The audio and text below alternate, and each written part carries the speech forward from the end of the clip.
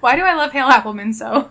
Let me count the ways. How many ways are there? So many. Yeah, like? Stop it.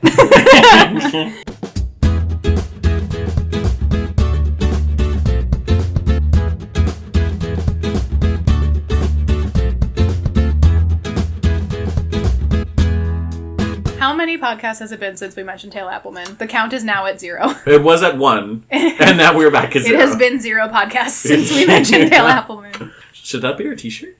It has been with little, like, removable, like, Velcro things right on the boobs.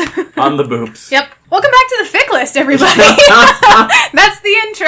That is the intro. How have you been, Erin? You know, I've been good. Yeah, that's great. Yep. It's been a while since we've been together here in this table. Has it, though? No, it's been an hour. Yeah, it's been approximately 1 hour since we finished our last recording. Correct. We've eaten, which means we are at peak kindness, maybe. Yeah, we'll see. Yet to be determined. Correct. But, we're here. We're queer. We're full of existential fear. It's been a while since I've had existential fear. A week. Approximately. I did have that therapy meltdown. I remember it like it was yesterday. Not bueno! Not bueno. Yeah, I do not recommend. But the upside is if you have the meltdown in your therapist's That's office, where you want to have it. Well, you don't have to recap it later. You don't have to, like, try to, like, understand and, like, put yourself back in a place to, like, talk about it. You could just be crying. All right. Anyway, we have a whole thing to talk about that has nothing to do with therapy meltdowns. Correct. Unless that's our tag this week. It's not. Oh. Do you know what our tag is this week? What's our tag? Smut! Smut! The opposite of therapy meltdowns. Well. Or is it? Or is it, friends? You be the judge. It depends on what smut we go with. This is true. Because, you know, I thought you were going to send me the smuttiest of smut, and you did not. And I feel swindled and bamboozled because I sent you smut. You were the smut queen. Yeah, I toned it down. Whoa. This was one that I was like, well, this has a little more plot than I think is a true smut fic, but like, okay. Okay, well. And then I read yours, and I was like, fuck you, Ellen. How dare you? All right. Hang on. We're getting ahead of ourselves. What is our alternate universe tag? Our alternate universe tag is mobster AU. Ooh. Which I fucking love. I love a mobster AU tag because it gets real angsty real fast. Damn it, Erin. And I'm here for it. You also, love some angst. I think mobster AUs get into a really interesting question of power dynamics, and that is something that is super interesting to play with. You were making a face like you agree with me, but this is an audio medium. This is unfortunate. As I was looking for my mobster pick, I was like, fuck. This is like, it's good. I was like, God, this is gonna show like how much of a possessive streak I actually have. It's fine. God. You now know how much I enjoy smutty smut. So that's true, the smutty smut. Yeah, so if you read the possessy, it's cool. Possessy. I love it. New tags. Yeah, so it's fine, is what I'm trying to say. Is that there truly is not judgment in this space. It might not be my jam, like it might not be something that I go actively out of my way to... bad word that I don't like. Squick. It's a great, useful term. It's squicky.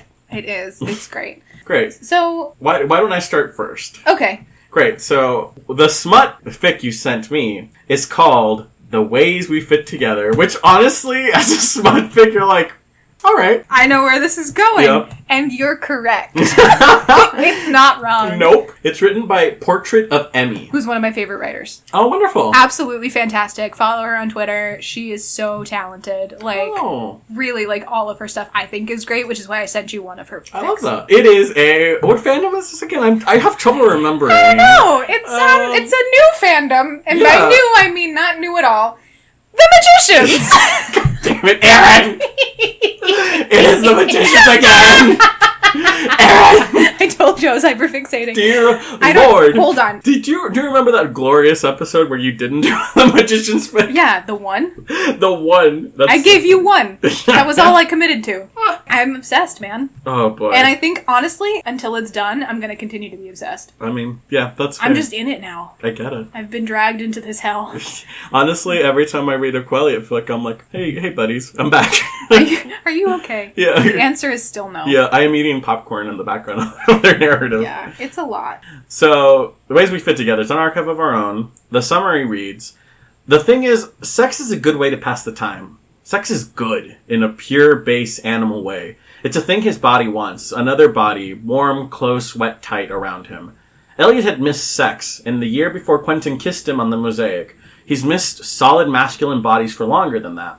It should be something simple, a biological function, but it's not. It's not because Q spread out and open for him is the most beautiful thing Elliot's ever seen. Sex and love in the mosaic timeline. It's a whole, like, thread of one-shots. Yes. Which is kind of helpful to know. I did see that, yeah. So I'm going to start by saying, in the author's notes, the author writes, it could loosely be considered a sequel to A Year in the Life, which I assume is the piece before this. Mm-hmm. But you absolutely do not need to read that first. I felt like I did. Oh, okay. Did you read it first? No. Or did you read the other one? I was halfway through before I realized, I believed her when she said I didn't need to read the first one. I was halfway through and I was like, I'm not going back. It's too late. Here's the problem. I think you don't have to read it first if you already know the magicians. Yep, that's exactly what happened. Yeah. I was like, what the fuck is this mosaic they're working on? I was Despite the fact that I've told you the story 12 times now. You haven't told me about the mosaic! Oh my god, yes I did! No, yeah, I didn't. That's the whole alternate timeline quest where they fell in love and grew old. I thought that was like a moment. No. That's like a whole arc. They lived a whole life in an episode. It was like a bubble episode. But they went on that alternate timeline thing, and it was like, literally, they grew old together. It was like a 50-year thing that happened in a day. The episode is called A Life in a Day. I don't like this. Tough shit. Give it compliments right now. God damn it. Well, I didn't know that. I know. Why is that so confusing? I was like, like, a little confusing. Where are they? Where's Break Bills? Why is this so agrarian? Where is Margot? Where is Todd? Julia, my friend. I know. It's just them. I was very confuzzled for a long time. Eventually, it was like, I felt like I was holding the reins to something, right? Like a horse. And then eventually I realized that it was too wild and I had to let go. And just, like, ride the horse however I could. Which is that is a bad metaphor, because you don't ever let go of these reins. You don't let go of the horse if you don't want to fall off. But I had to, at some point, just be like, I don't understand it, and that's going to have to be fine. You're just along for the ride. Exactly. Which is fine. Yeah. It was very well written. It was wonderful. It was very hot. The whole time I was like, ooh, it is hot in here. It's so good. This one played so well to the, like, possessiveness, like my possessive nature. I know you well. I was like, I'm getting at you. I'm getting at what you like. I love this, yes. Mm-hmm. There was even a little bondage toward the end. I was like, and you know what the funny thing is, Erin? As I was reading this, I was like, I know this is not as hard as she goes. Nope. And then you gave the little bondage at the end, I was like, alright, I see her being like, oop. Yeah. Here it is. So, one thing to know is that there is a sequel to this, like a direct sequel to this, where they push the bondage even further. Amazing. It's really fucking hot. So, I was like, I'm gonna send you this, and then hopefully you'll just read the sequel. So, let's actually discuss this fic. So, it's in the Mosaic timeline, and kind of starts off, they take turns every day to, like, try to find a pattern. Mm-hmm. There's a lot of flirting, and the overarching thing for Elliot in this fic is that he is afraid of how much he likes or loves Quentin. Mm-hmm. And I was like, oh, I love when that happens. Mm-hmm. Like, whenever, like, anything that Quentin does, and he's like, oh, fuck, I'm fucked. When fics do that, I'm like, yeah. Perfect. When he's like, oh, no. Yeah, so the fic starts, it's Quentin's turn at the Mosaic, and Elliot's watching him, and then Elliot proposes a game of Truth or Dare. Yeah. And at some point, Elliot says, dare, and Quentin tells him, alright, I dare you to fuck me. And Elliot's like, okay. Sure, 100%. Yeah. And Quentin's like, whoa, wait, hang on. I was kidding. And it's like, well, too late. So they bang up against the Mosaic. Yep. And apparently they hadn't done it that way before. It was they had always done like But they have had sex. This is not their first time. Correct. So I was like, oh great, interesting. The smut's out of the way, but there's more story to go. Well, I also like that in this Truth and Dare game, Quentin does that sort of as a throwaway line, and Ellie's like, all right, and pulls him over to him by the hips, and he's like, no, I have to like do the Mosaic. Get off. Stop. Yep. And he was like, you should know better than to play gay chicken with me. And which is my favorite line in fanfic, maybe of all time. And then that's maybe an exaggeration. It's just a really good line. And so he's like, okay, fine. And then the next time Quentin is like, picks truth. And Elliot's like, oh, you think you're going to get out of it? And he's like, so what was your first time like? That's right. And he was like, God, Jesus Christ, Elliot. And so they answer. And Quentin's like, first time with a guy or with a girl? And Elliot's like, I assumed I was there for your first time with a guy, in reference to the drunken threesome that they had, which I told you about in season 1. Mm-hmm. Do you remember this story? Nope, but I'm happy not knowing. They had previously had a drunken threesome. God damn it, stop it, Erin. And then Elliot's like, I genuinely assumed I was there for your first time with a guy, and Quentin's like, nah, bro. I just had really shitty experiences in both regards. And Elliot's like, it should have been better for you. And that's kind of a moment where he was like, I'm going to take care of him. Yeah. In a way that is, like, profoundly just not about easy sex. It's like, Quentin deserves better. Erin, this is not a smut fic. It is a porn with feelings fic. But they do smutty smut all the time. This is why I was like, I thought I was pushing it in terms of being a little more feelingsy than true smut. Because this is not true smut. We're not talking about me right now. Alright, fine, whatever. Then it just kind of goes into some more snippets of them living together and more sex. Next time, it's like it's raining out, and Elliot's out working on the mosaic, and Quentin's like, come inside, it's raining. And they, like, it is a big thunderstorm is rolling through. Yep. Get the fuck inside. The big boom is happening. Yeah. Come inside, please. And Elliot, like, runs. Yep. He's like, alright! Yeah, and Quentin's, like, baking bread, and not as well as Elliot, obviously. And then they're, like, cuddling on the couch, and then they have sex that is, like, not penetrative. And it was wonderful, and, like, it was so hot. I loved it. Like, this fic does intimacy very well, which is, like, so important to a smut fic. Well, maybe not to a smut fic, but when you're having a porn with feelings fic, which is what we're referring to this. That's really where we're at. Yeah. Yeah. It's done very well. There's a clear sort of like step-by-step growth in their intimate relationship that is very interesting to watch. Interesting. Where like Quentin has had some like not great experiences, isn't nearly as experienced as Elliot. Elliot takes on a sort of like almost like soft dom role with him, where like Quentin is very yielding in a lot of ways, and Elliot takes that very seriously, and he's like, we're not going super hard in this dynamic, but like I do feel the need to, like, take care of him in this way that I know how to do. Yeah. And that sort of grows throughout each encounter that you see, where it starts very sort of, like, not, like, run-of-the-mill, but very straightforward until it becomes, like, more and more sort of about that dynamic. Gotcha. Yeah. Which I thought was really well done. I think because I didn't have the context and I eventually had to let go of those reins, to me, a lot of that kind of flew over my head. Oh. Like, I was just along for the ride. Got it. And it was fun. See, that was, like, my favorite part of this. Yeah, well, I am not hyper-fixated, so... That's fair. It's also very healing, guys. I can tell. It's very healing. It's very interesting that every Magician's Fix you send me, the authors are always like, fuck the finale, this is about they're having their happy ending. I was like, Jesus, everyone's giving them a happy ending, which I love. We're all like, he's not dead. He's getting dicked down on the regular by Elliot. Honestly, which is way better. Heaven. Yeah, just do it. Just go for it. We've also kind of collectively decided that this is the dynamic between the two of them. 100%. Where Elliot is a little bit more dom and Q is very, like, sub. Yep, and we love There it. are a couple of fics where that's reversed in an interesting way, but I think collectively that's sort of what we've decided on. The fandom has the chosen. fanon, path forward is that. Yeah. Then there's an interesting part where Quentin is making jam. Well, they're making jam together. I love the jam scene. Sorry. Continue. And Elliot's thinking about, like, apparently Quentin has just come out of, like, a really bad, like, depressive spell. And that's, unfortunate, but it's really interesting to see Elliot's, like, protective nature come out and him wanting to help but not being able to, because how do you help someone, like, how do you protect someone from their own brain chemistry? Right. In a world where there are not medications. Exactly. Yeah, so they're making jam, and so if you make jam, you have to let it, like, simmer for a long time. And they're making out, their favorite pastime. I mean, what else can you do when you have no internet, no anything else? Yeah. And so Elliot just, like, a thought strikes him, and he's just like, hey, do you want to top sometime? And Quentin's like, sometime, sure. Why not? Yeah. And so I think it's the next day or something like that. 2 days later. Yep. 2 days later. Quentin just kind of starts, like, making out with Elliot, and Elliot pretty immediately is like, something's off. Yeah. Something is like, what's happening? There's a weird energy around. Your chakras are not aligned.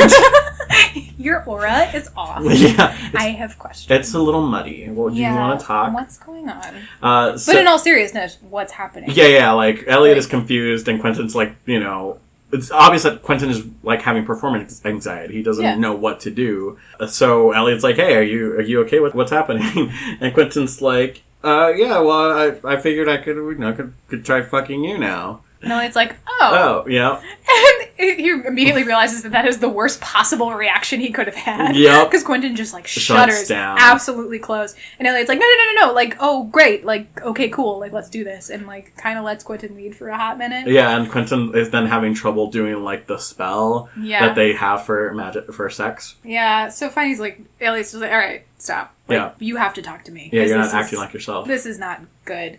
And Quentin immediately was like, he really, like, storms off, because Elliot does say that. He says, you know, you're not acting like yourself, and his immediate reaction is like, who am I acting like? Because this is the most like myself I've ever felt with you. Which is kind of brutal, like, for Quentin, specifically. Yeah. Like, that is a look into his insecurity in a way that is, like, really vulnerable, and, like, him lashing out, and he was, like, you know, meaning a complete disaster. Mm-hmm. And Elliot's like, oh, no, because Quentin, storms off, takes off out of the cabin, and Elliot's like, uh-oh.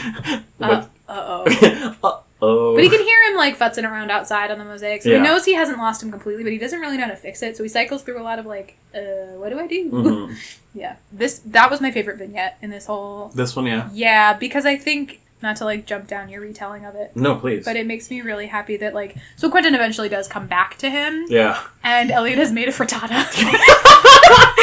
Just, like, a peace offering frittata. Because he was like, I didn't know what else to do, so I made a frittata. I mean, that is the best sentence that's ever been said. So Quentin comes back and Elliot's made a frittata.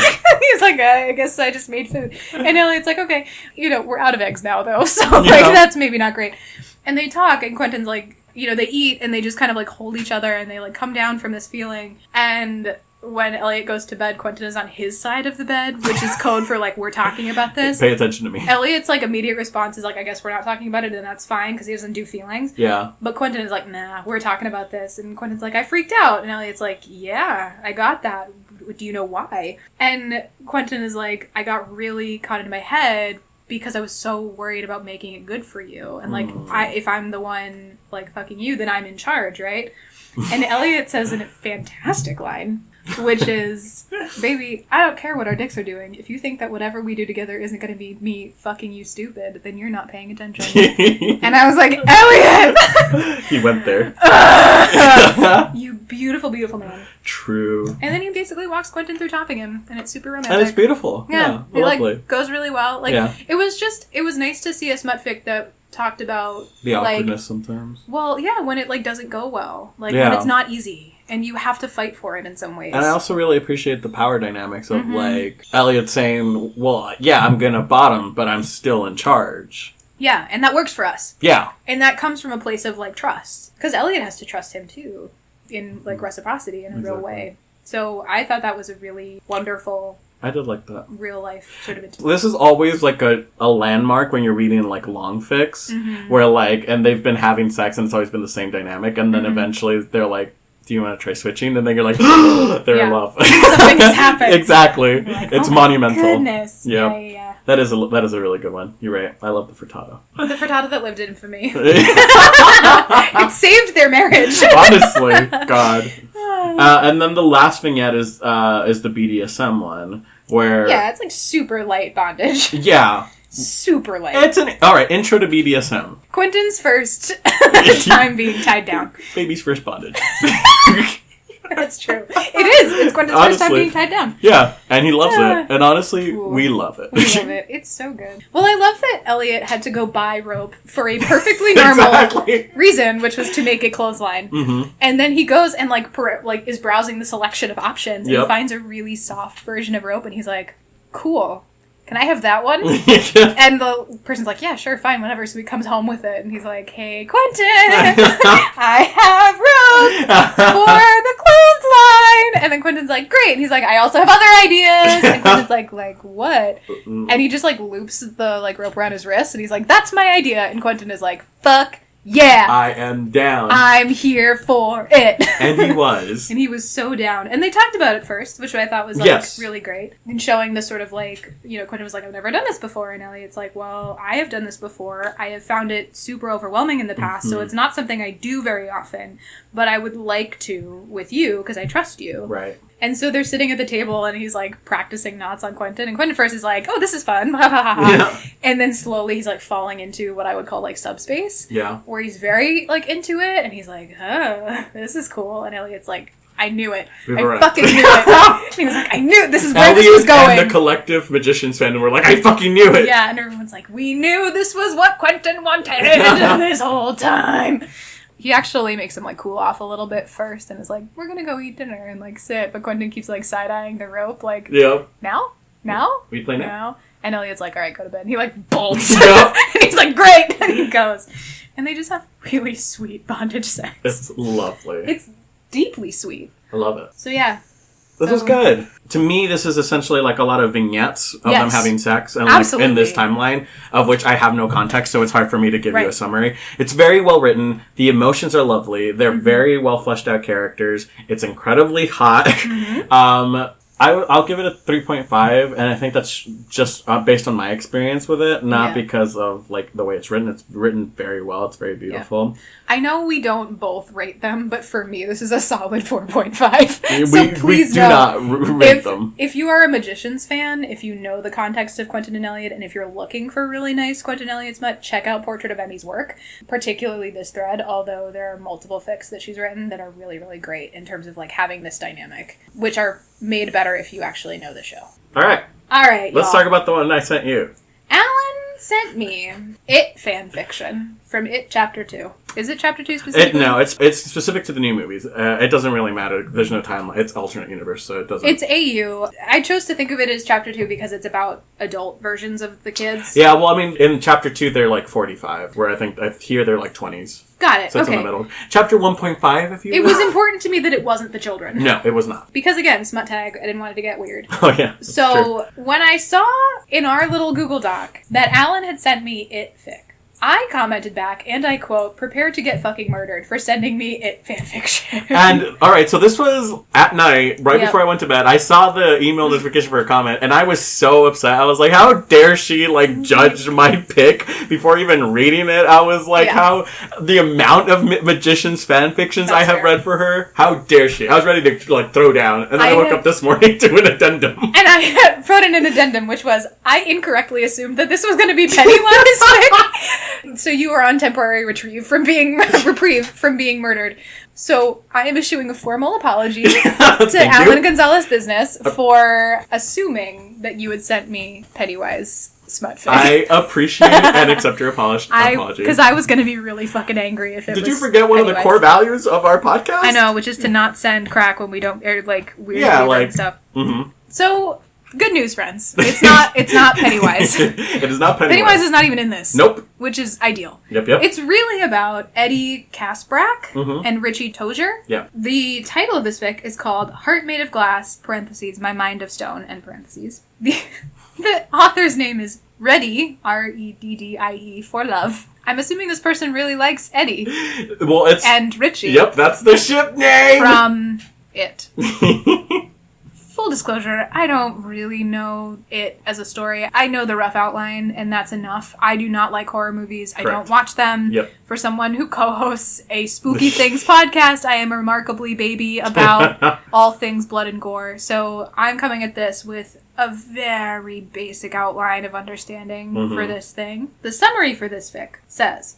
To Eddie Kaspbrak, hopelessness is nothing new. It's his constant companion. Then he meets Richie Tozier, and all at once, everything changes. Which is like a very run-of-the-mill... Yeah, it's like you... Like, it's fine. Yeah, run-of-the-mill. I felt personally victimized by this fic. Did you? I did, because I was like, oh, Alan has finally pinned the tail on the donkey in terms of, like, my fic. And I'm real bitter about it. You know how sometimes you open a fic and you're like, I'm ready to hate this? Yep. And then you read it and you're like, fuck, it's good? Yes! This is really fucking good. Yes! Yes! And I was rip shit about it. I was so angry. I was reading it and I was like, God fucking damn it. I really like this fic. It has everything that I like in a fic. It's angsty, but it's not too much. It's well written. And it's smart. And it's a good premise. And they have to address things in a mature manner. And fuck Alan. I'm so mad. I was so mad. Does someone remember from last episode when we were talking about Erin being a sore loser? A really sore loser. And I was like, how dare you send me something so good in a fandom that I have no interest in? The story starts off with Eddie. Eddie gets fired from the strip club that he works at. Yet another sort of like sex worker situation. I don't know what to tell you. Maybe I was considering a change of profession. Yeah, you were in a place emotionally. I don't want to talk about these. Well, also I think that happens a lot in sort of darker fic. Yeah. When you start getting into AUs and tags where you are playing with power dynamics, that is a very go-to way of doing that. Mm-hmm. So I'm not exactly surprised, and I've certainly read my share of like prostitute AU, stripper AU, stuff like that. So it was fine. Sure. Unfortunately, Eddie has been fired from being a stripper, which is not ideal. Bad news bears. Yeah, because he has a lot of bills and rent that is due, and it's not great. And also, he gets fired because he got into a scuffle with a customer. Mm-hmm. It's unclear what exactly happened. They don't really talk about it, but that's why. And it basically blackballs him from every club in the area. So he goes to try to get more jobs. Like, the next day he goes out and talks to people and is like, hey, can I come join your strip club? And they're all like, well, why did you get fired from the last one? He's like, because I punched a customer. And they're like, get out.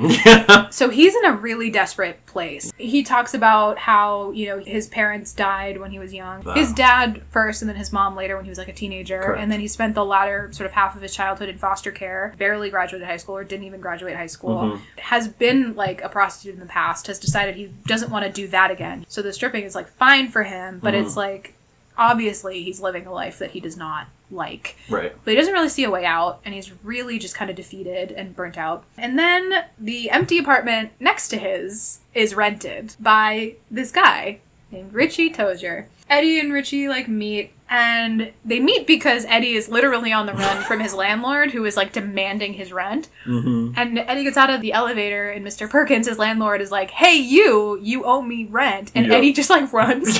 And he's like, if I run, it'll be fine. And he just like takes off, and he's like, I don't know where I'm gonna go, I don't know what I'm gonna do, but like I don't have this rent, like I can't get evicted right now, like I can't be homeless and without a job, like no. So he ends up sort of ducking into the laundry room, and Richie's there, and he, like, kind of hides him behind the door or whatever. And Mr. Perkins is like, did you see a neighbor run by here a minute ago? And Richie's like, nope, didn't see anybody. Weird. Nope. And Mr. Perkins is like, I don't believe you, but I can't prove that you're lying to me. Right. And so Eddie looks up and is, like, literally, like, huddling in a corner in the laundry room, and that's how Richie and Eddie meet. And he just, like, Eddie looks really dejected and just, like, absolute kicked puppy. And Richie's like, so what was that about? And he's like, well, I haven't paid my rent yet. And Eddie gets really defensive, too. He's like, but I'm going to pay him. He kind of starts pushing him away. And Richie's like, I'm not judging you, dude. It's fine. It is what it is. Like, whatever. And Eddie's, like, really insistent. Like, no, like, I'm gonna pay him. I would pay him, but I got fired. And, like, that's just is what it is. And Richie finds this, like, oddly attractive. Yeah. And is like, ooh, you're Spitfire. And Eddie's, like, deeply suspicious of this, given his background, where he was like, what do you mean? And Richie, like, right away asks him if he wants to, like, go get dinner or, like, go out. And he's very forward about it. And Eddie is like, no. And, like, removes himself from that situation really fast. Because he, like, really just has no idea what it's like to be, like, hit on in that way. Like, all of his relationships have been transactional. Yeah. So he was like, and, like, bolts and like takes off. And Richie's like, all right, buddy. Yep. Not particularly thrown by this. Or deterred. Seen a pattern. Or deterred. So he, you know, he sort of is super friendly with him right away. And they part, and it's, like, kind of awkward, because Eddie was, like, turned him down, but, like, Richie's kind of, like, thrown for a second, but then, like, all right, cool, fine, whatever, and they, like, part ways, and he, like, moves back, they go back to their respective apartments. And then, the next day, Eddie's landlord shows up and walks up to him and is like, get over here. And Eddie's like, very ready for that to be the moment where he gets evicted. And his landlord is like, you may have gotten away with it this time, but one, it needs to be in check, like a check. I don't take cash, because Lord knows where you got cash from. And also, pay it by the date it's due. Or, like, I'm not going to give you any time next time. And don't tack it to my door. Like, actually hand it to me like a man. Yeah. And Eddie has no idea what he's talking about because he has not paid his fucking rent. And he's like, what?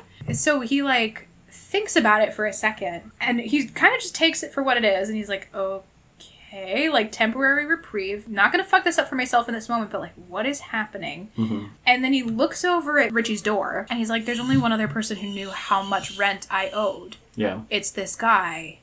Oh.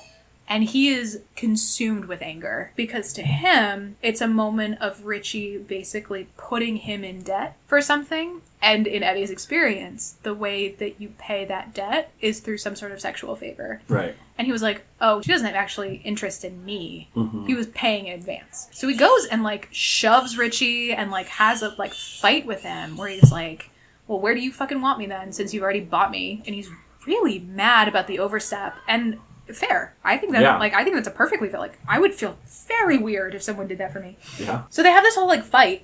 And Eddie is super, super angry. Yeah. And Richie realizes how much he overstepped. Mm-hmm. And apologizes, but doesn't, like, take it back or anything. And they, like... This isn't The Birds. It's It. Different horror movie.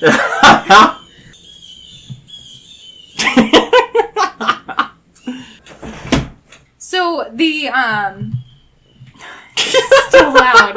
It's fine. It's gonna have to be fine. Yeah. So, Richie sort of back steps a little bit, and it realizes what it was for Eddie, and he's like, has no one ever done anything nice for you in your life? And Eddie is like, nothing is free, and it won't be the first time I've worked off a debt. And Richie's just heartbroken by that in a way that he did not intend to cause harm like that, but he also recognizes that the impact of what he has done is actually quite significant. Mm-hmm. And Eddie, like, runs out before they have any resolution to it. So they're left on these, like, blowout fight. But he comes back to it, like, a couple days later or whatever. And they're kind of forced to because Eddie went out for groceries and got a bunch of, like, really cheap food from the dollar store and then came back and Richie was like, hey, and he's like, I realize why you're upset. I was in the wrong to do that to you. I didn't think about how it would make you feel, honestly. You have every right to be mad about it and it wasn't my place and I'm sorry. Which is really, like, responsible and mature and I think a really good thing for this fan fiction to go with. I think if Eddie had just, like, fallen into it right away, I think it would have felt really inauthentic. Mm-hmm. So having that moment where Richie had to recognize his own sort of hubris in that moment and be like, oh, you can't just go around dropping $1,200 on people even if it means nothing to you. Right. Because it means something to somebody else. They sort of talk through it and Eddie's like, I really don't understand why you would put this up out of the goodness of your heart. Like, and I don't like being in debt. Like, I don't like owing people things because I've been in positions where people have taken advantage of that. And Richie's like, I have an idea. I just bought this record store and none of my friends are being helpful.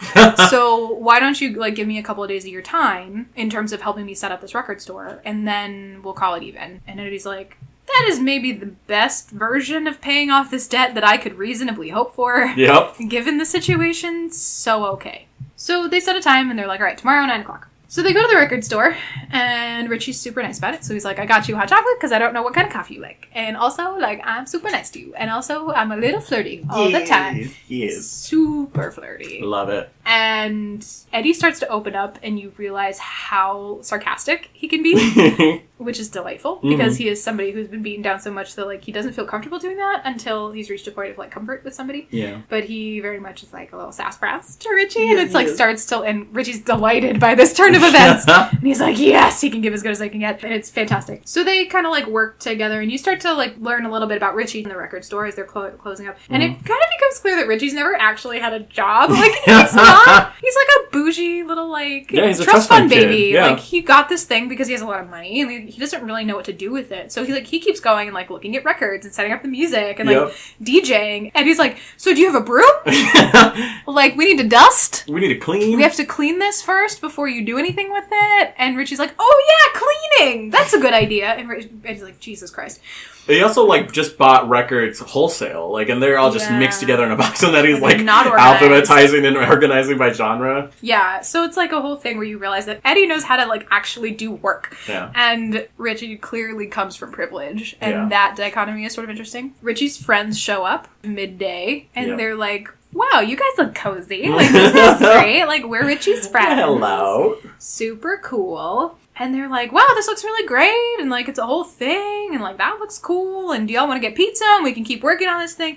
And Eddie's like, no, absolutely not. One, because he doesn't want to be in anyone else's debt, even for something as small as pizza. Right. And two, because he's deeply uncomfortable with all these new people. Like, he's a really solitary person, and he's like, I don't know you or your friend. Like, I don't want to get in the way of your time with your friends with my bullshit. So he just kind of, like, leaves, like, really abruptly, and they're again, like... runs. Yeah, and they're like... it's not said outright, but you get the sense that, like, they kind of talked about it, and, like, Richie runs back out after him. Yeah. And is like, no, it's truly fine if you want to come stay and, like, eat and hang out with us. Like, we're not kicking you out. And Eddie's like, am I just, like, your charity case? Yeah. And he really doesn't want to be one. Richie doesn't realize that that's necessarily how that was coming across. And basically they have another kind of fight where Eddie is, like, throwing down, like, I really don't want you to treat me like some broken thing that you can manipulate and fix, even in this way that you're doing it. And Richie was like, I didn't mean it that way. Like, I just want to get to know you better. Like, I truly am just interested in you as a person. Can you not believe that? And he's like, no one does that. Like, it's not a thing. Oh. And they just are like, nah. So, like, Eddie runs off, and it's a whole disaster of a conversation. And it just goes bad. It does. So Eddie sort of desperately continues to search for stripper jobs.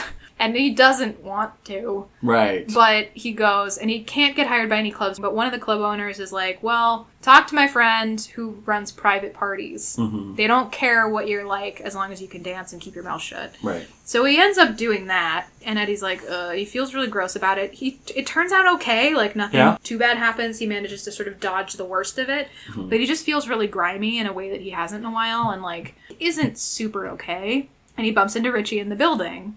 And he ends up kind of, like, unloading his whole life story on him because it's like the straw that broke the back, and it just, like, all vomits out. And so he just, like, throws the whole story out there with the, like, foster care and, like, I was fired 3 days before you met me, and that's why I looked, and, like, but I've always been hopeless. Even before my mom died, I've been on my own.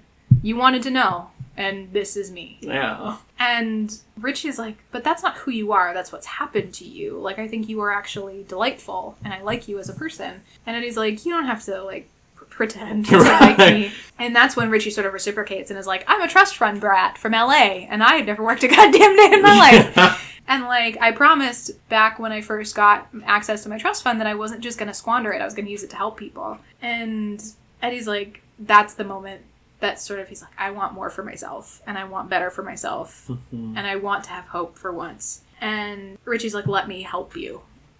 Not out of some weird charity situation, just let me help you, because, like, I want to get to know you, and I think you're a good person, and you deserve somebody to help you. Like, I've had plenty of people help me. Let me help you. Mm-hmm. So he ends up taking him out for lunch to a diner owned by his other friend. It's a diner. It's a diner. Surprise. Surprise diner fic. And it's run by Mike. So they go to this diner for lunch, and Eddie's, like, a little taken aback by, like, how nice it is and whatever. And Richie, they're just sitting there and they're talking. He's like, what's your favorite kind of milkshake? And it's, like, very much like a date. Like, it's kind of framed as a date. It's not really, but it's, like, framed that way. And so he, like, meets Mike, and they talk, and Mike really likes Eddie just as a person. Yeah. And he's like, oh, you're funny. And, like, if you can put up with this asshole, like, you can do anything. And they eat their lunch, and he's super polite and makes a really good impression on Mike. And then Eddie's like, well, why did you take me here? And Richie points at the door, and there's a help wanted sign. Yeah, there is. So he basically sets him up with a job. Yeah. He pulls Mike over, and he's like, do you want to work here?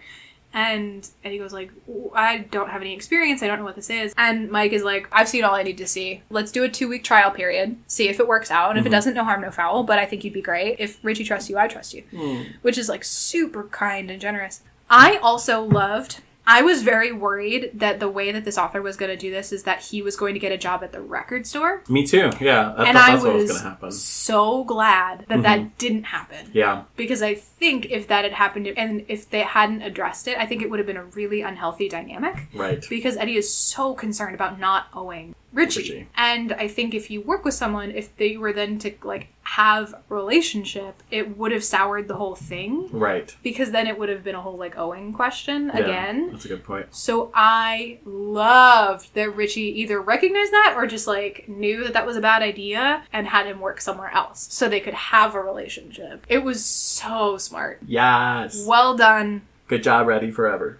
I think job. That's what it is. So that happened, and it was great. Presumably he, like, works that job. I don't know that for sure. But it seems like, you know, it's a thing. And then the record store opens, and it's great, and they're all kind of, like, all of the friend group is assembled at the opening of the store, and that's where Eddie and Rich kiss for the first time. Yeah. And the whole friends are like, finally! Woo! Saw that one coming, and Eddie's like, shut up. And Richie's like, stop it. So they kiss, and it's really cute. And then Richie looks at him and is like, can you stay after? And they have sex, and that's where the smut comes in. There's the smut! It took so long to get to the smut. Alan? I'm going to say, for once, you are the one who skirted the assignment. Absolutely. I leaned in. Yep. You did not. Are you done with your review? Because I have a soapbox I want to get on. No, I'm not done. Because we're going to talk about this goddamn fucking smut. Great. It took that long to get here. Well, we gotta talk about it. So, the smut is just them having really soft sex. Where Richie's like, is this okay? And Eddie's like, yep, this is great. I'm having a good time. He's like, can I, like, fuck you? And Eddie's like, yep. And Richie's like, are you sure? And Eddie's like, yes. And it's very, very consensual. Yep. And very sweet. And very romantic and soft. Doesn't push the boundaries. No. Like, it's very much like first time, like, for a new couple. Getting to know each other, like, feeling each other out, literally. And they, like, have sex, and basically that's the end of the fic, where it's like, we're both lucky to have found each other. That's right. Alright, what's your soapbox? Alright, again, this is going to be spoilers for It Chapter 2. If you have not seen it yet, and you don't want to be spoiled, skip ahead to the next fic. Erin, I know you're never going to watch these films, so here I go. You can spoil everything for me. Really Erin, cool. It's so good. Oh, is it? Oh my god. So the second part deals with the adults coming back to the town to, like, fight the clown, because the clown has woken up again to start killing people. But they don't remember anything. Their fear has locked away everything from their memories. Yeah. So Mike, who's the only one who remained in the town, is like, you guys have to go around looking for your memories to remember everything. And so Richie goes to this arcade and has a memory of when he was young, and he was playing with this really cute guy, and there's like zooming in on the guy, and like the guy's like, all right, well, cool, later. And then Richie's like, we can keep playing if you want. And it's very much like, is that like the beginnings of flirting? And then the resident bully comes in, and it turns out that the cute kid was his cousin. And so the cousin, like, freaks out and was like, what? Like, why are you acting weird? I'm not your fucking boyfriend or something. And so it's supposed to be like one of Richie's biggest, like, fears, and like Pennywise comes out and is like, why don't we play Truth or Dare, Richie? I know you don't want anyone to pick truth. And you're like, oh, fuck. Yeah. Richie ain't straight. Yep. Then, so at some point you see Richie as a kid go to, like, this bridge where people carve the initials and stuff, and so he carves R and then plus, and then it cuts away to something else, so we don't know who the plus is. Oh. Oh my god. Alan has feelings. I did not cause these feelings. No, this was not my fault. This was at Chapter 2. Yeah. For once in our goddamn friendship, it's not my fault. Honestly. So, toward the end, in their fight with Pennywise, Eddie's killed. Oh no! He's killed. Eddie dies? As an adult, yeah. That's a bummer. And Richie loses it. He is, like, sobbing over Eddie's body. He's like, come on, Eddie, let's go. Like, we defeated Pennywise, and the whole structure is falling because Pennywise is no longer alive, and there's no life force keeping the place there. And Beverly, who's Jessica Chastain's character, is like, he's dead, Richie. We've got to go. Yeah. And, like, they have to drag Richie out of there as he's sobbing, like, because he doesn't want to let Eddie, like, in that place. And it fucking breaks your heart. And Bill Hader does it so well. Yeah. Like, oh my god. Is there kind of an implication that he was the one that he had feelings for? Well, at the end... But it's all subtext, so there's no... Well, at the end, they go back to this, like, watering hole where they all jumped off as kids, and it's, like, a really beautiful thing, and they're cleaning off all the blood and grime from their battle. And all the other losers, which is what they call themselves, all the other losers are, like, laughing and, like, saying, oh, Eddie would have hated this, like, they were cleaning ourselves off in dirty water, and they're all reminiscing, and they look at Richie, and he's just crying, like, sobbing, and they all, like, come around, and, like, they're hugging him and holding him, and it's such a beautiful moment. Yeah. And then there's, like, an epilogue where Stanley kills himself in the beginning of the second movie because he's too scared to come back. Yeah. So they're reading his suicide note to the losers and whatnot, and it cuts to Bill Hader, like, re-scratching the R thing on the bridge, and he's re-scratching R and E. Oh. It's so fucking heartbreaking. And the thing is that there is queer subtext in the book. Right. Not just for Richie, but Eddie, too. Yeah. So the whole thing with Eddie is that he is, like, a clean freak in the first movie, and he's, like, very, not a hypochondriac, but his mom basically gives him Munchausen-type syndrome. Oh, yep. And so there's a part in the book where it appears as a leper, which is Eddie's biggest fear. And in the book, the leper is like, hey, I'll blow you for a quarter. Oh. So it embodies Eddie's fear of, like, him seeing, like, homosexuality as dirty. And this was written in the 80s, so it makes sense. It's around the AIDS epidemic. And it's, like, really rough. And so that's the thing he most fears. And he represses that. And as an adult, Eddie ends up with someone who's exactly his mom, essentially. And it's incredible. In the movie, they got the same actress to play his wife who played his mom. It was so good. That's some Freudian shit. Amazing. And, like, there's so much queer subtext in the book. So there's, like, the teasing between Richie and Eddie is, like, really, like, there's the whole Eds thing. Mm-hmm. And a lot of the times when Richie would call him Eds in the book, Eddie pretended not to like it as much as he did. Right. There's like, a scene where Richie's, like, pinches Eddie's cheeks every time he's like, cute, cute, cute, cute, cute. Oh my god. This is a queer couple. Just call it what it is. Absolutely. And, like, there's a whole bit where, in the book, Richie's fear is, like, a werewolf type thing, like a lot of werewolf themes. And it's that whole thing of, like, not being able to control something, like, kind of duality. Because I think it's understood that Richie is bisexual and Eddie is a repressed homosexual. Interesting. And so it, like, ripped my heart out of my chest. And I am sorry to say that I think I'm about to hyperfix. I have found my magicians. Fantastic. I loved this ship. And so I'm okay with reading this ship. I watched it chapter 2 and then immediately was like, I need to fit it into one of the 4 fanfics. I just really wanted to talk about this wonderful ship that did not get its due. This was a vehicle. Yep. For you to talk about it chapter 2. Uh-huh. You could have picked a smutty or smut fic. I'm going to throw it out there. I loved this. I thought it was like, I was also nearing the end of my time. I was like, I've been reading too much. I was like, this is beautiful. Something. No, I really liked this fic. Yeah. I'm going to say that. Like, I would not classify this as a smut fic. No, not at all. Like, I picked this fully cognizant of the fact that it's not... This is not a smut fic, but I was like, you know what? Erin has screwed me over so many times. I'm going to do one on her. I want to talk about that. Oh my god. Turnabout is fair play. So. Oh, man. Fine. Thank you for coming to my TED Talk. You're welcome. I am held hostage by this TED Talk. Indeed. So, I liked this a lot. Yay. Just so you know. Thank you. I am totally okay with reading more of this ship in particular. I would not be okay with reading Pennywise anything. So just bear that in mind. I thought it was really, really good. Really well written. Really well done. I think it handled very mature themes in a way that resonated as sort of realistic and also thoughtful and like... Yeah! Frankly, it was great. I would rate it like a solid 4.3. Thank God. Mm-hmm. It was good. I was so nervous. No. This and the Overwatch one I was so nervous about. I like this one a lot more than the Overwatch one. Oh, yeah, 100%. Yeah. But, like, I was so nervous you were going to have a negative reaction. So the fact that there wasn't a negative reaction, I'm like, all right, that's a win. Okay. So I guess this podcast has just become now the Magician / It Chapter 2 fanfic reading. I think we have very similar frameworks for hyperfixations in some ways because we both are really focused on unfulfilled queer narratives. Yup.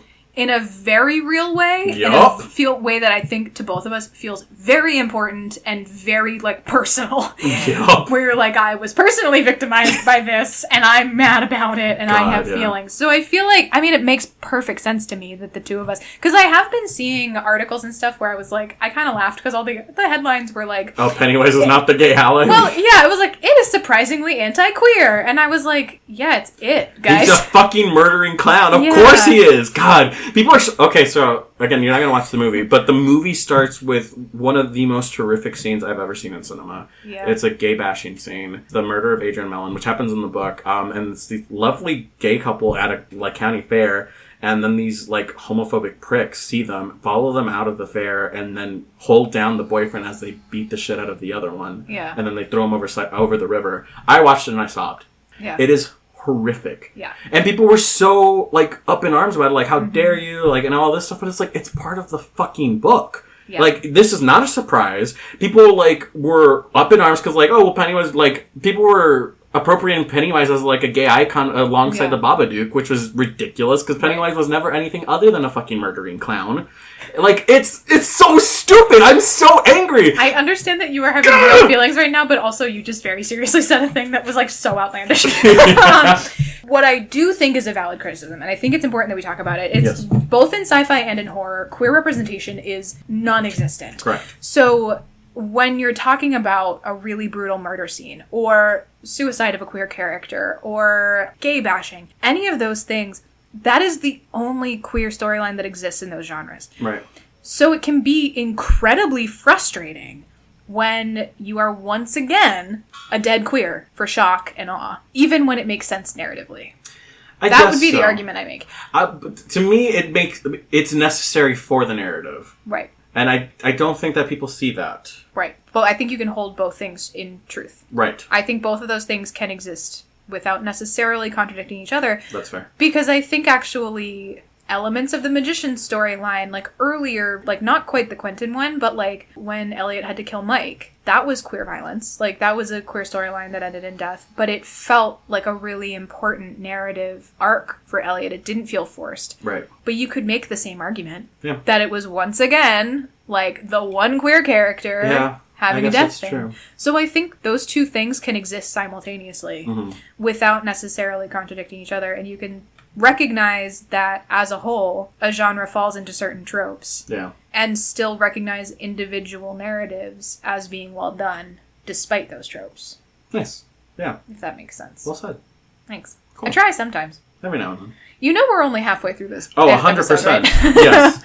Let's just breeze through the next one. Yeah, let's just swoop.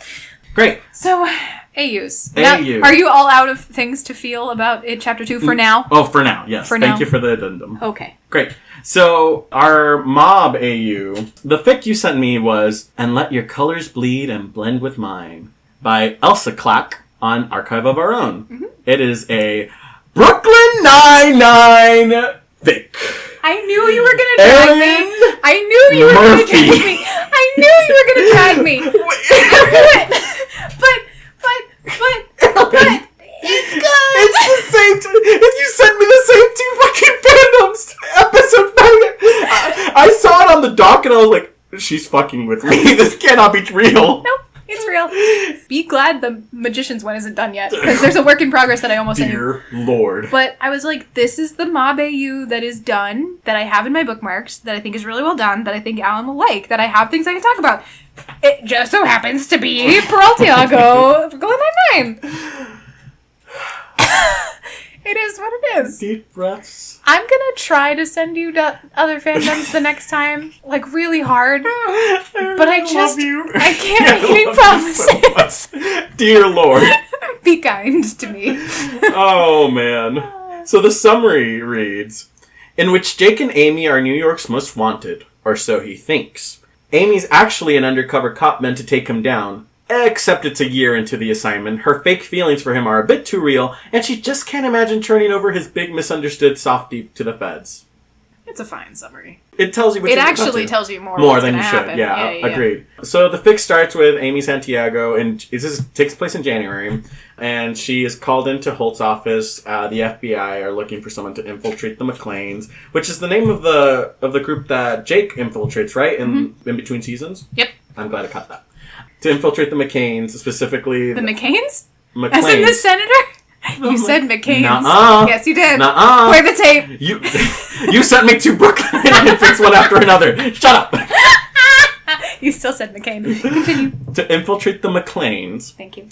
And they think that she's the right person. Of course, Amy Santiago is like, absolutely, I will... Sign me the fuck up. I will infiltrate this mob so quick. Yep. And they show her like a blurry picture of Jake Peralta, and she's like... I can get that asshole. Yeah. And so they meet at a bodega where Jake Peralta's like talking to the bodega lady and next to the magazine rack. And Amy's just like scooching closer bit by bit like, oh, I'm looking for a magazine. So she places herself right behind him so that when Jake finishes his conversation with the bodega woman, he turns and steps on her. Yeah. And she's like, oh, ow. And he's like, oh, I'm so sorry. Are you okay? And she's like, I'm fine. Yeah. Blink, blink, blink. And then he straightens and her breath catches. He's ridiculously handsome. Yeah. I was like, okay. It's Andy Samberg, but sure. Yep. So they're like flirting it up and Jake's like, can I make this up to you? And Amy says, you can buy me a magazine. And he's like, I could buy you dinner instead. And she is like, absolutely, that's what we're going with. He's like, success! Yeah, the trade numbers. She gives her undercover name, Amy Flores. Yep. And then they start dating. It's been 2 months, and all they do is like go out to dinner and stuff. And she's trying to get closer, but he's very like closed off. She says that all they do is they go out to dinner or they watch TV and cuddle in her apartment. And while they're doing that one night, they're making out and they're like cuddling and stuff. Someone breaks in. And Jake immediately gets up, pulls out the silver little gun, and he's like, listen, motherfucker. And it turns out to be this guy called the Vulture. Mm-hmm. It's the Vulture from the show. Fuck me, dude. I Did just you not remember who the realize that? Vulture is. I just remembered. For anyone who doesn't watch the show, Holy if you've shit. seen the That's commercials right. where the guy, it's like an insurance and like, Yeah. hi, I'm Chaos. And he's like, I'm a raccoon hiding in your house. And like, I'm a 16-year-old that just got my license. And like, it's that guy. Yup. That actor plays the Vulture, who is like a complete douche canoe of a cop who swoops in and steals their cases from them after they've done all the work and then claims all the credit for it. He's also like a misogynistic prick. I forgot. I knew that the Vulture was something. Yep. I was like, just can't remember whomst. And now I do. Fuck. Yep. All right. Well, so it's the Vulture, and the Vulture works for Jake, and Jake is like, if I ever see you, like, come, like, near her again, I will kill you. And we're like, all right, my bad, sorry. And then walks out. And Amy is like, perfect. And she, like, throws on the, like, scared eye, and it's like, you're not telling me something. Like, what do you actually do? Why do you have a gun? Yeah, I have questions. Yep. But I don't really, because I'm an undercover cop and I know exactly who you are, but I'm acting. And I mean, and she's kind of shook. She is a little shook. Yeah, I mean, she in the wasn't way that expecting anyone it. would. Yeah, because I mean, someone broke into her apartment. If she had, Yeah. if Jake hadn't been there, I mean, I'm sure she could have taken care of herself. But Right, but she might have outed herself as an agent. exactly. So then Jake goes into explain. He's like, please give me a chance to explain. And she's like, oh, absolutely. Yeah. 100%. Then Jake goes into his life story talking about how his dad was one of the original bosses to the McClanes. And then eventually he died in the shootout. And the remaining bosses were trying to groom him to become his dad. And his mom was like, don't do it. That's stupid. And he was like, you're right. That is stupid. I won't do it. And then eventually, like one night, he comes across his mom crying over bills on the kitchen table, and he realizes, oh, Dad was like funding our life anyway. Like he was funneling money from the McClanes into taking care of us, and he didn't want his mom to like have to struggle. So he's like, well, in I go. Yep. And by this point, eventually, a lot of the McClanes' bosses have died, so he's the head honcho. And the Vulture is one of the ones who was left over from the old regime. Yeah. And Jake explains that he's doing things illegally, but he's doing good things illegally. So he talks about the Pontiac Bandit and how he, like, has this guy who steals Pontiacs, and then they change, like, the vehicle ID number and give it to charity. And then they have this... Doug Judy! God, I love Doug Judy. God, I hate him. Like, he's so good, but holy shit, I'm always frustrated in those episodes. Oh, anyway. Man. I love those episodes. They have this other guy who, like, cracks into cybersecurity and helps battered women, women who are escaping, like, assault or, like, domestic violence, like, changes their names, their social security, so that they can start a new life and not be hunted down. And he has, like, buildings in the city to house these people, and, like, he's actually a really good guy. He's Robin Hood, essentially. Yeah. And Amy's like, fuck me, dude. She was like, this is not what I signed up for. This is making it a lot harder for me to, like, rat this guy out. Yup. And then she talks about how she doesn't feel safe in her apartment, and Jake's like, well, I can take you to this other apartment. And so she essentially moves in with him. And it's like, ooh. Yep. We cut then to a conversation. She's at a cafe with Rosa, and they're talking about the fact that Jake is essentially, like, Robin Hooding everyone. And Rosa kind of, like... is very receptive. Very open to the idea that he might not be a bad guy. I was very shocked by that. Yeah, that seemed a little weird to me. Yeah. But, like, okay. Sure, yeah. You put it in the box on the shelf. Don't worry about it. Yep. And, yeah, Amy's talking about how sweet he is and how nice and, like, how he protects her and all this stuff. And then she ends the meeting by saying, like, I have to go. I'm meeting him for a picnic in Central Park in 15 minutes. Yeah. Rosa's like, ugh, gross. And she's like, don't eat any ants. Yeah. And so by this point, Jake will take Amy along for deals, like, at night, but she always stays in the car. Right. And she briefs the FBI about it, and her FBI agent, who's, like, on the case, her name's Larson, is like, hey, any type of trust is trust. This is a good step. And Amy's like, yeah, I guess, but, like, I want to be more. Like, I want to be there so I can hear things. And at one point, she, like, convinces Jake to let her go. And he's like, yeah, all right. And so they start doing deals together. Then she She does something actually really very profoundly stupid. Stupid. And so out of character, but we'll talk about that. Yeah. The Vulture tells her, like, oh, hey, there's a shipment of priceless French jewels coming that Jake doesn't know about them yet. Don't you want to impress him with your initiative? Mm-hmm. And Amy's like, you're right, I do. And then the Vulture swindles her, steals the jewels, and she's left, like, this French guy is, like, has his boot on her head and, like, a gun pointed at her, and she's about to get got. Yeah. When Jake comes in speaking beautiful French. Yeah. You're like, oui, oui. Oui. And he explains the entire thing, and Amy's like, I'm sorry, it was the Vulture. And Jake is like, God damn it, super angry. And then, so he's like talking about how he couldn't get a hold of her, and he was panicking, and he was like, he had this feeling, and he almost didn't make it in time. It was that beautiful moment in all Fix, where like, Dangerous Fix, where you're like, I almost wasn't on time, and you're like, the stakes. It's also when he says, I love you for the first time. Yep. He's like, I love you, and Amy's like, I love you too. And it's like, God damn it, Amy. And she means it! Yep, she means it.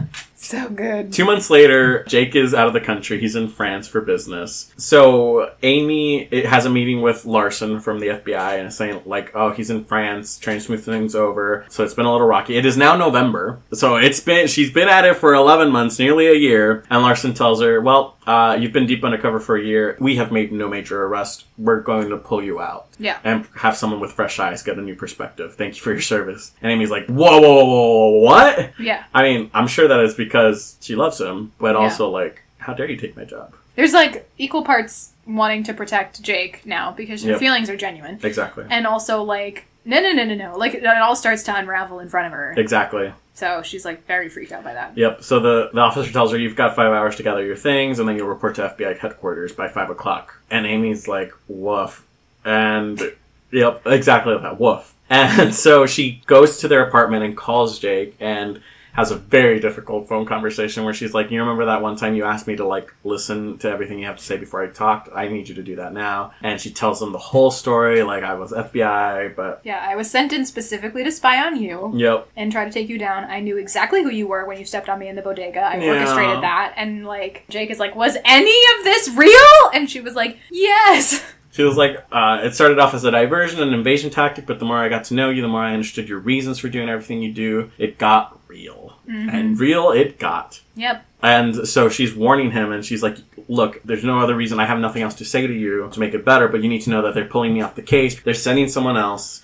Like, they don't care about your intentions. So you need to get out. They know you're in France. I told them. You need to run. Mm-hmm. Don't come here. Go somewhere else. Like, go somewhere you never told me about it. I know you have those places. Just run. And he's like, why are you doing this? And she's like, I'm trying to save you from going to prison for the rest of your life. And he's like, this is treason. You're committing treason. And she's like, I don't care. My career's over anyway. You're all I care about right now. Just go. And then they hear a window shatter in the apartment, and the Vulture comes out with a gun, shoots her in the left arm, and then crushes the cell phone, all while Jake is like, Amy! Yep. So dramatic. I love it. And then he, like, kicks her in the head to knock her out. Next time she wakes up, she's in some, like, warehouse on a dingy mattress, spread eagle tied up. And in comes the Vulture and what remains of the old regime of boss heads. And Doug Judy somehow has gotten clearance to be there. And the Vulture is like, I heard that this, she's a mole, so we're going to deal with moles how we always deal with moles. And Doug Judy's like, doesn't Jake make that decision? Like, we need to wait for Jake. And Vulture's like, no, this is how we've always dealt with moles. Or, like, this is how we've dealt with moles in the past. And Doug Judy's like, right, but it's not the past, so we really should wait for Jake. Yeah. And then they beat Doug Judy up. Right. And he's like, Amy, but you haven't ratted us out, right? And she's like, no, I haven't. No. And then he's like, see? We gotta wait for Jake. And the Vulture's like, beat him up. Exactly. And then the Vulture he's gonna cut off her arm. Mm-hmm. Like, he starts going, and then he gets shot.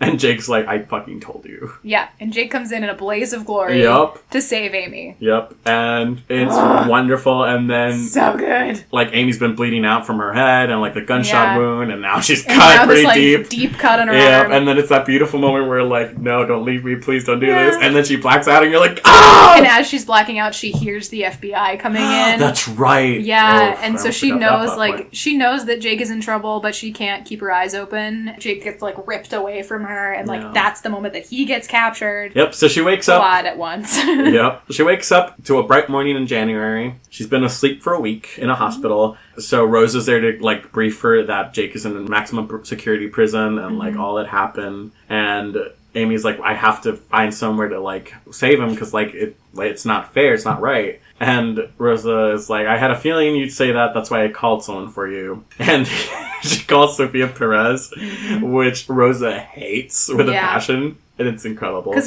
she's like a super good defense attorney who always gets her clients out of whatever charges it is. So they're like, okay, we know she'll do it. Yep. And consorting with the enemy. Exactly. So Amy cooperates to the full with Sophia Perez, and at the end they get him out. It's 2 weeks later, and he's an innocent man and, like, walking the streets now. I'm like, okay. I'd like to know the legal proceedings of this, but sure. Put it in the box. On the shelf. Yep, so Amy's at the bodega when she gets the phone call from Sophia telling her, like, hey, he's not guilty. They found him not guilty on all counts, so he's a free man. And Amy's like, thank you so much. Please, like, send me a bill and I'll start making payments or something. And she's like, oh, no, don't worry about it. This was totally pro bono. And she's like, what? No, you're kidding. And Sophia's like, you don't have any idea what this is going to do for my career? Yeah. I've already gotten a dozen messages back at the office. Yeah. And so she's at the bodega and she's, like, feeling all empty and stuff because she doesn't know where Jake is. He's been out for 15 minutes and hasn't called her. How dare he, despite the fact that he probably doesn't have a phone. But anyway. Yeah. And then she bumps into someone next to the magazine rack, and it's Jake. And he's like, I came to thank you about everything. Like, I know you got Sophia Perez. He's like, I'd like to repay you for like, if you'll let me. And she's like, you could buy me a magazine. He's like, or I could buy you dinner. And she's like, I could be persuaded to go to dinner. And they live happily ever after, presumably. Yay! It is unclear whether Amy Santiago will still be a cop and whether Jake Peralta will still be a mobster. But, you know, that's a question for another story. I'm guessing you don't go back to the FBI after that. Oh, that's a good question. How Amy got away with what she did, I have questions about. So, kind of, that is my only gripe with the story. Well, maybe not only gripe, but one of my biggest gripe with the story is everyone seems really out of character. Mm-hmm. Like, there's no way in hell that Amy Santiago will ever commit treason. Right. Even, like, towards Jake Peralta. I know. She might hesitate a little. Right. She'd be real sad about it, but she was like, I guess I'll come visit you. Exactly. There's no way. Well, I'm with you. Yeah. And, like, Rosa was too accepting of that. Yeah. I was like, there's no way that Rosa wouldn't have been like, you're an idiot. Stop. Yeah. Don't sleep with him. And Jake was too suave. Yeah. I decided that it was an AU and I didn't care. Yeah, I got that feeling. Because I was like, I'm so into this AU. Yeah. And it's fine. And I do think there is validity in having out-of-character stories where you just, like, push the envelope of it and you take it. But I also recognize that, like, when you take a character so far out of the bounds of what canon is, that it's, like, it can be a little off-putting. Well, then it just becomes, like, a template. Like, you can plug anyone else into it. You can plug Quellia, you can plug Reddie, you can plug Draco and Harry. Like, you can kind of plug anyone into it, which is fine. I'm here for a good time. And not a long time. So defensive. And I fucking love this fic. I can accept zero criticisms of this fic. No, it's fine. You can. It's very good. I liked it. I would probably read this again. Not necessarily because it's like, when I think Mob AU, this is the one I'll go to, but there's something about it that makes me feel like, I don't know what it is. Something about it that makes me want to read it again. Cool. Great. What would you rate it? I would give it a 3.3. Okay. Yeah. I assumed you were going to do somewhere in the 3.5 realm, so that makes sense. Yeah. Yay! Yay! What a good time. Yep. Alright, the Mob AU you sent me is a return to form.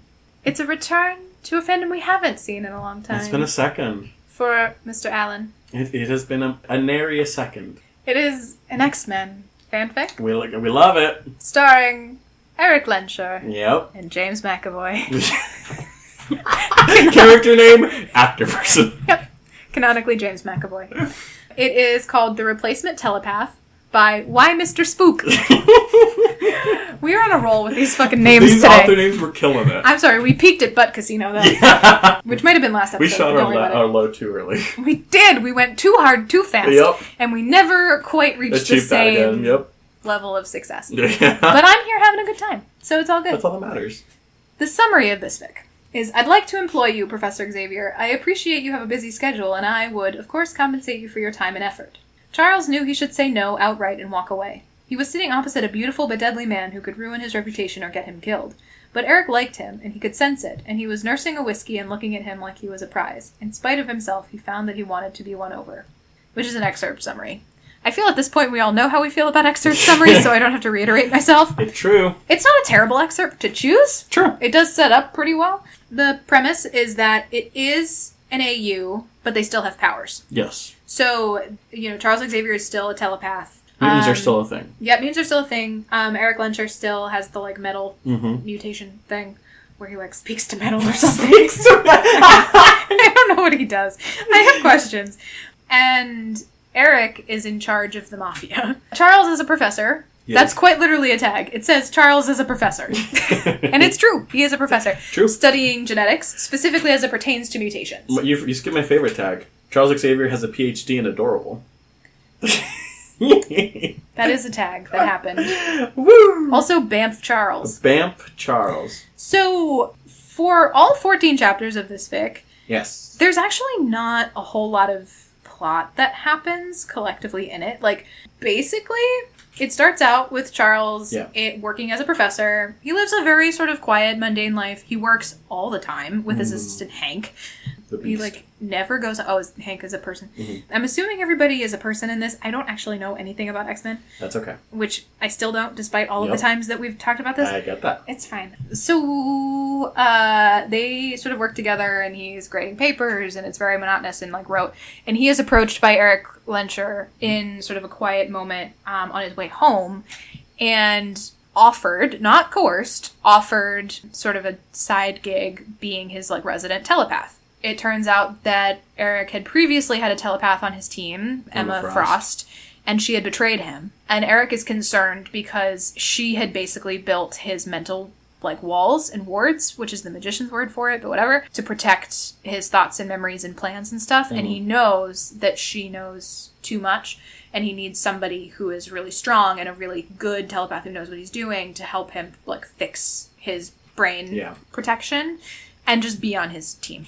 Charles is very hesitant at first, but gets a lot of sort of conflicting info from Eric's brain of he's actually a good person, but he's a mafia boss, but I'm intrigued and I don't know what to do with this. So he lays some ground rules, but he says yes. So he's I will do this. You are going to stay away from my sister Raven. You are not to go near her. You are not to come on campus. I will not have any students accidentally getting involved in this. Mm-hmm. If I decide that I want out, I'm out. And you don't ever speak to me again, and you don't ask any questions. You let me go. And Eric's all right, cool. And basically says yes. Yeah. Which is actually a very gentle mafia deal. And they sort of establish those rules. So he and Eric get together, and for their first couple, he's okay, Eric basically says, I'll have a car come pick you up and bring you to where you need to be. Just be ready when I text you from a burner phone. And Charles is all right. So he sort of hesitantly is what have I done? And then he gets his first text and he shows up, and Eric explains the whole thing about his mental walls and stuff, and is I need you to help me fix this. Mm-hmm. And they start to get to know each other, and they work together, and it's a very intimate process because Charles ends up seeing all of the memories that Eric is hiding behind those walls in his brain. And they get to know each other really quickly. And Charles very quickly is oh, I'm attracted to you. Oh, 100%. How could you not? Michael Fassbender? Are you kidding me? Not my type. Ugh! Sorry. Erin! No. That's a hop, a skip, and a jump away from James McAvoy. No. This is a few inches taller. There's something about him. I don't know. I can't talk to you. Not my thing. You can have him! Less competition. I want both. You can't have both. Alright, you can have James McAvoy, but I'll have Hale Appleman. Great. No! You said great! No! It's on the record! It's on the record! No! I want Hale Appleman! Hale Appleman? No! You're coming home with me. No! No! I was tricked! I was swindled! Bamboozled! I'm so glad that lives in the record. No! And I have to leave this in, too. Yup. Because it's too funny. Hale Appleman, come back to me. No. I'm sad. Anyway. Oh. Where was I before I freaked out? They get to know each other, and they fall in love with each other, and it's a whole thing. Yes. So Charles really learns a lot about Eric's sort of friend group. He meets Alex, who is sort of the youngest in the group, and Alex he's their Summers, their driver. Janos? Is that how you pronounce it? Yeah, I think so. And Azazel? Azazel, yeah. Azazel. Scott Summers, who's Alex's younger brother. Cyclops. Sure. Angel is somebody in this. Angel Salvador. Yep. Meets everybody, starts to get kind of integrated into the group, And at one point or another during they have these sessions where they're working through his walls and all this kind of stuff. Eventually, their first kiss happens when they go to this restaurant to work because he has lent his room to one of the guys in his mob who's injured basically, and he's like, well, we can't work in my room like I normally would. And because Angel's in his bed, that's what he says, and Charles is like, wow, okay. Yeah, but it's actually because she's hurt. So they're at this restaurant, and then they finish the work that they're going to do. They've reached a point where they're actually kind of done with this rebuilding of the walls, and Charles kisses Eric really aggressively at this restaurant, and Eric is like, the one time we're not in my bedroom with easy access to a bed is when you kiss me. So the good. Fuck, dude. I'm super into this, but come on. So that's how they get together, and that's how they start tentatively dating. So from there, they start dating, and their relationship is really sweet. That's the thing that's interesting, because you've talked about Mabayu's tripping your protective, possessive one. Yeah. I didn't get any of the same kind of feelings that I get of possessive fic. Yes, Eric is very caring of Charles, but he never oversteps really what he wants. I searched. I know. Oh, you did this intentionally. Well done. So he cares for him, and the rules of their sort of arrangement start to shift as they continue to get to know each other better. Eric learns a lot about Charles's background and come to find out that he and his sister had grown up in an abusive household. Charles taking the brunt of that abuse. His dad dies, his mom remarries some asshole, and then the asshole and also has a son or a cousin or something like that, and they gang up on him and beat him up. So he just kind of lets that happen so that way Raven doesn't get involved in that, until there comes a point where he can't take it anymore, and he telepathically killed. Well, because he said that they were going to, the son was going to go after Raven. And he's like, nope.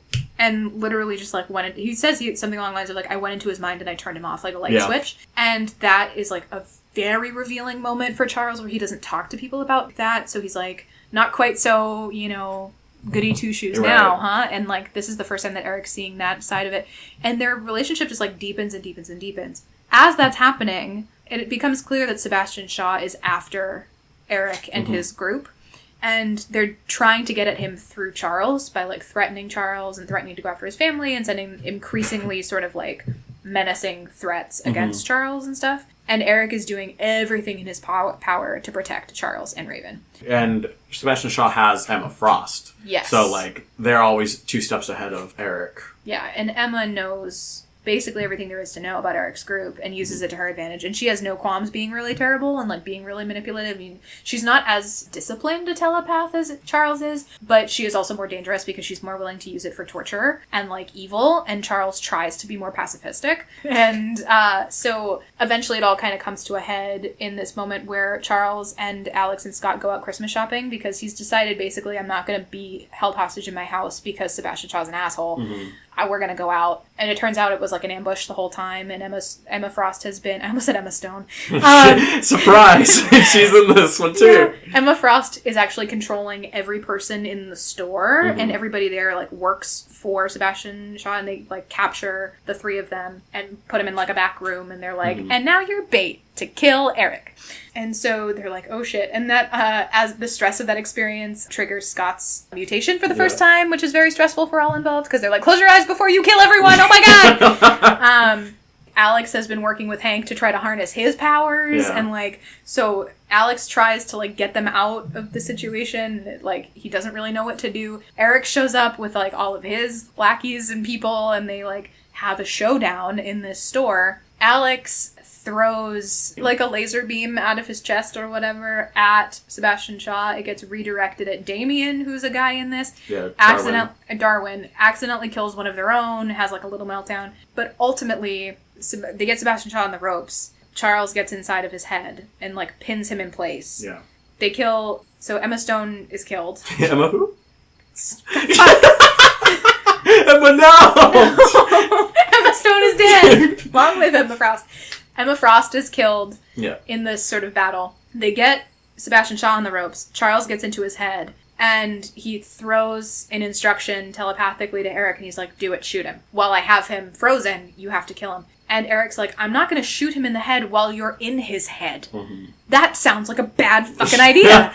And he's not wrong. No, not at all. And he's like, I don't know what's going to happen to you if I do this. And Charles is like, it will hurt, but I will be fine. Do it. You have to do this to protect everybody. So Eric pulls the trigger and he shoots him in the head, thereby allowing Charles to experience what it's like to be shot in the head, Yep. which is not pleasant. So he sort of like feels the like agony of being shot in the head. Sebastian Shaw is dead. Hooray. Like Charles is like, oh God, so much pain. And they're like... Those 30 seconds are the best thing in the world. Oh God, such pain.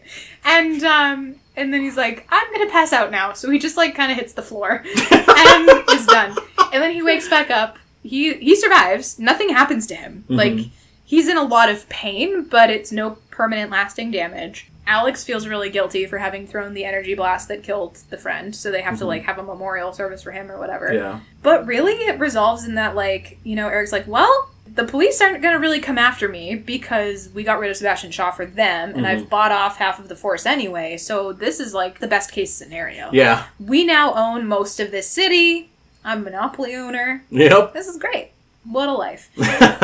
Charles decides to, like, quit his job as a professor and just work full-time with Eric by his side as, like, sort of like an at-hire, like, telepath. He's like, I'm going to do whatever I want to do.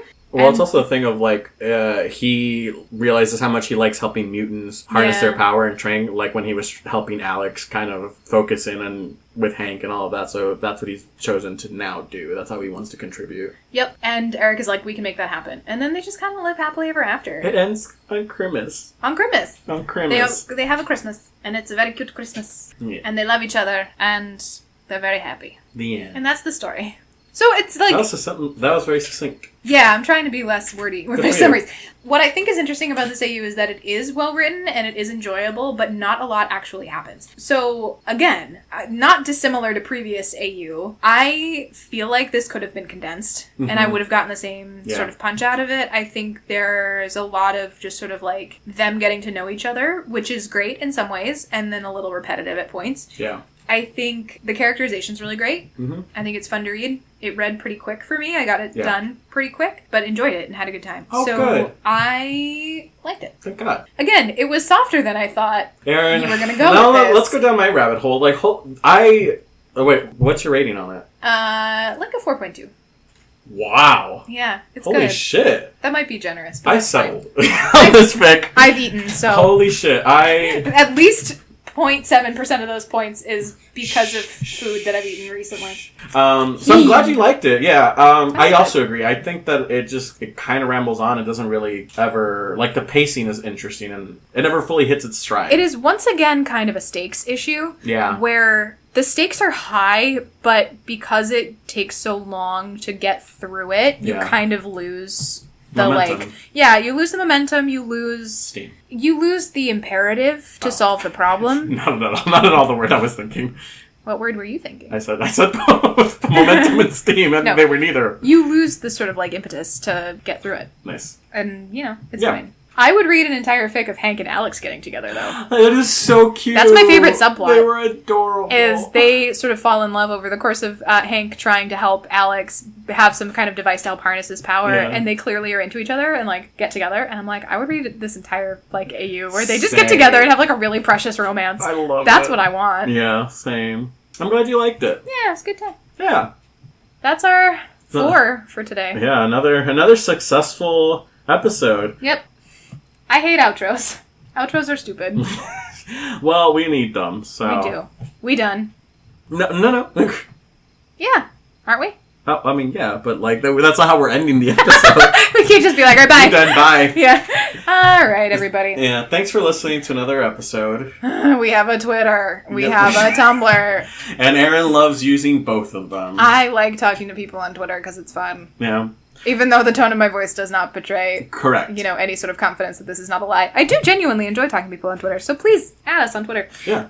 Also, if you want us to read anything that is not the Magician / X-Men, please recommend other fandoms. Recommend your favorite fics. We would love nothing more. You have written. Yes. Send us stuff that your friends are writing. Yeah. Like, we're here for it. We would love nothing more. Yep. Please rate us, review us on iTunes, just so that other people can find the podcast. Tell a friend. Find all of your nerd friends and be like, let us be nerdy together. Have a listening party. Have a listening party. Yeah. Maybe not the smut episode, though. Well, how smutty was it, really? We failed that task. I sent you great It was smut. porn with feelings. That was not smut. It was smut. That was not smut. I will not take this from someone who sent me the tiniest bit of smut. I am the difference here is that I am copying to the fact that I did not send you smut. You were like, I sent you smut. It was vignette after vignette of porn. With feelings. Just because it has feeling doesn't mean it's not porn. Smut is like pure sex from beginning to end. It can have a little story, but it's mostly about the sex. You're just mad that I didn't send you the one that was all bondage. Listen. You were not incorrect, but right. my point stands. Fine. Well, this is, the second challenge I think we both missed the mark on? I didn't miss any fucking mark, but sure. You're such a liar. You are such a liar. Okay, listeners, read that Portrait of Emmy fic, and then come back at me and tell me if you would consider that a smut fic, because it is 100% smutty. It's definitely, it is smutty. It is not a smut fic. It is smutty smut. No, it's not a smutty smut. It is. It is smutty. Listeners, I need you to be on my side. No. I'm going to start a Twitter poll. Stop. I also have access to this Twitter, though, so you can't. I'm going to change the password. I will change it back. No, you won't. Yes, I will. No, you won't. And with that childhood tantrum, I think we're gonna sign out. I think we gotta go. Bye, friends. Bye. Bye. Hip hip hooray.